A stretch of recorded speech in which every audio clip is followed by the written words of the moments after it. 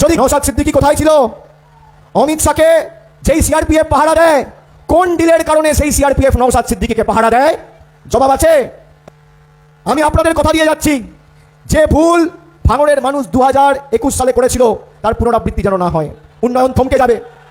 শওকত আমাকে বলছে, দাদা অনেক লোকের বাড়ি পাওয়া বাকি আছে। আমি বললাম কত? বলছে 50,000 লোক বাড়ি। যুক্তের না।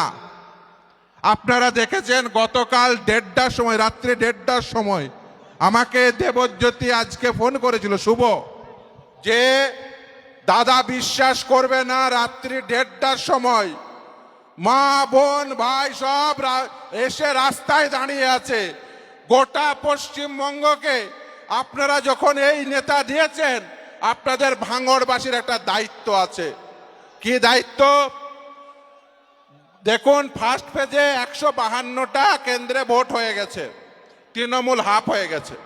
আর সেকেন্ড ফেজে কি হবে? তৃণমূল সাফ হয়ে যাবে। আপনাদের একটা দায়িত্ব আছে। কি? এই ভোটে সব থেকে পপুলার লিডার কে? নওশাদ সিদ্দিকী। ভাঙড়ের দায়িত্ব কি? এই গোটা পশ্চিমবঙ্গের মধ্যে সব থেকে বেশি ভোটে জেতাবেন, ভাঙড় নাম্বার 1 হবে। হবে তো? হবে তো? হবে তো? দেখুন, যে কথা বলছিলাম গতকাল, অভিষেক বন্দ্যোপাধ্যায় সাহেব তিনি বলে গেছেন, এক, নিরাপত্তার কথা পরিষ্কার করে দিলাম কাগজ এনে, নিরাপত্তাকে দিয়েছে আদালত। দ্বিতীয় বলেছে এসআইআর হওয়ার সময় কোথায় ছিলে? এসআইআর হওয়ার সময় মামলাকারীর নাম নওশাদ সিদ্দিকী, মুস্তারি বানু, মমতা ব্যানার্জি ছিল না। 2002 সালে কারোর নাম কাটা যায়নি। এই লাল ঝান্ডার পার্টির মুখ্যমন্ত্রী ছিল। আজকে 2026 সাল। 2026 সালে এই পশ্চিমবঙ্গেও এসআইআর হচ্ছে, কেরলেও এসআইআর হচ্ছে। কেরলে কোনো মুসলমানের নাম বাতিল হয়েছে? হয়নি। তাহলে তুমি পাড়ার বিডিও, ব্লকের বিডিও, সাব ডিভিশনের এসডিও, ডিস্ট্রিক্টের ডিস্ট্রিক্ট ম্যাজিস্ট্রেট, সব কর্মী তোমার। তারপরেও ওই রহিমা খাতুনদের, ওই সেলিম শেখদের নাম কি করে বাতিল হয়? তুমি চেয়েছো তাই নাম বাতিল হয়েছে। তুমি প্রথমে বলেছিলে এসআইআর হবে না, তারপরে সবাইকে দিয়ে এনুমারেশন ফর্ম ফিল আপ করানোর আগে নিজে এনুমারেশন ফর্ম ফিল আপ করেছো। তারপরে এই গোটা পশ্চিমবঙ্গে যদি দেখেছো যে এই মুস্তারি বানু, নওশাদ সিদ্দিকীরা মামলা করে এই সকলের নাম তুলে নেবে, তখন তুমি এই মানুষগুলোকে বিপদে ফেলার জন্য তখন তুমি ড্রামা করতে গেছো। কেন? তার কারণ জজদের সামনে দেখাতে গেছো রাজ্য সরকারের সাথে নির্বাচন কমিশনের লড়াই চলছে। ওই করতে গিয়েই তো 700 বিচারক নিয়োগ হয়েছে। তার মধ্যে 200 বিচারক উড়িষ্যা ঝাড়খণ্ডের বিচারক। বাংলার নাম বুঝবে? বুঝবে না। এই করতে গিয়ে তো ফাঁসিয়েছে মমতা ব্যানার্জি। ওকে ফাঁসানো করিয়েছে কে? আরএসএস। ওকে ফাঁসানো করিয়েছে আরএসএস। দেখুন, আপনাদের মনে থাকবে যে ওয়াকফের সময় কি হয়েছিল। আজকে আপনার পাড়ার মসজিদ, কবরস্থান যখন দখল করার জন্য কেন্দ্রের সরকার তারা ওয়াকফ অ্যামেন্ডমেন্ট অ্যাক্ট নিয়ে এসছে, তখন সর্বপ্রথম মামলা করতে কে বলেছিল? এই নওশাদ সিদ্দিকী। কিছুক্ষণ আগে বক্তব্য দিয়ে গেলেন বিকাশ রঞ্জন ভট্টাচার্য এবং আমি।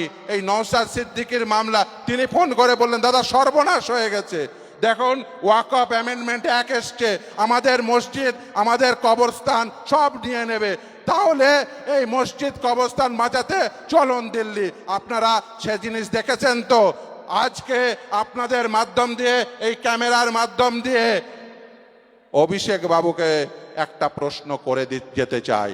আপনি 2টো প্রশ্ন করেছেন, উত্তর পেয়ে গেছেন যে নওশাদ সিদ্দিকীর নিরাপত্তা দিয়েছে আদালত, এবং এসআইআর এ মমতা ব্যানার্জির আগে মামলা করেছে কে?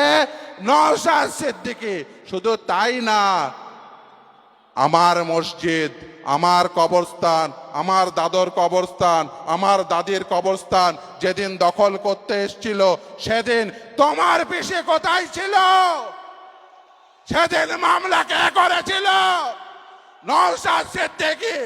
তোমার সেদিন মনে পড়েনি উল্টে যখন নওশাদ সিদ্দিকীর নেতৃত্বে কনস্টিটিউশনাল ফোরাম ধর্মতলা থেকে শুরু করে গোটা পশ্চিমবঙ্গে আন্দোলন শুরু করেছে, যখন দেখেছে মানুষ জাগছে তাদের মসজিদ তাদের কবরস্থান রক্ষা করার জন্য, তখন কি বলেছে? ভোট নিতে তখন কি বলেছে? যে তুমি আন্দোলন করতে দিল্লি যাও। আজকে ভোট চাইতে এসছে ভবানীপুর থেকে, কালীঘাট থেকে ভোট চাইতে এলে ওই তৃণমূলের প্রার্থীদের বলে যাবেন ভোট চাইতে তোমরা দিল্লি যাও। ভাঙড়ে ভোট চাওয়া যাবে না। আমার দাদর কবর বাঁচাতে তুমি আসনি। আমার দাদর কবর বাঁচাতে নওশাদ সিদ্দিকীরা এসেছিল, আমার দাদর কবর বাঁচাতে বিকাশ রঞ্জন ভট্টাচার্যরা এসেছিল, আমার দাদর কবর বাঁচাতে যারা এসেছিল যাদবপুরে বিকাশ রঞ্জন ভট্টাচার্যকে জেতাবো, ভাঙড়ে নওশাদ সিদ্দিকীকে জেতাবো, ক্যানিংয়ে আরাবুল সাহেবকে জেতাবো, দিয়ে আমার দাদর কবর রক্ষা করব, আমার পাড়ার মসজিদ রক্ষা করব। তুমি আমার কবর মসজিদ রক্ষার্থে আসনি, তাই তোমাকে একটিও ভোট না। দেখুন, ভোট শুধু কবর বা মসজিদ বাঁচানোর না, ভোট হচ্ছে কেজি টু পিজি বিনামূল্যে শিক্ষা পাওয়ার, শিক্ষান্তে প্রতিটি বাড়িতে একজন করে চাকরি পাওয়ার, ভোট হচ্ছে গোটা পশ্চিমবঙ্গ জুড়ে সাম্প্রদায়িক সম্প্রীতি রক্ষা হবে কি হবে না। তাই আগামী দিনে কেজি টু পিজি বিনামূল্যে শিক্ষা পেতে, শিক্ষান্তে প্রতিটি বাড়িতে একটি করে চাকরি পেতে এবং এই গোটা পশ্চিমবঙ্গ জুড়ে সাম্প্রদায়িক সম্প্রীতি বজায় রাখতে আপনারা আগামী 29 তারিখ খাম চিহ্নে ভোট দিন এবং এই বাম এবং আইএসএফ জোট ক্ষমতায় এলে কেজি টু পিজি বিনামূল্যে শিক্ষা, শিক্ষান্তে প্রতিটি বাড়িতে একটি করে চাকরি এবং এই গোটা পশ্চিমবঙ্গে কারোর হিম্মত হবে না একজন মুসলমানকে রোহিঙ্গা বলার, তাকে ডিটেনশন ক্যাম্পে পাঠানো। এই বলার যদি হিম্মত যদি না কাউকে তৈরি করে দিতে চান, তাহলে আগামী 29 তারিখ খাম চিহ্নে ভোট দিয়ে নওশাদ সিদ্দিকীকে বিপুল ভোটে জয়যুক্ত করুন। এই বলে আমি আমার বক্তব্য শেষ করছি।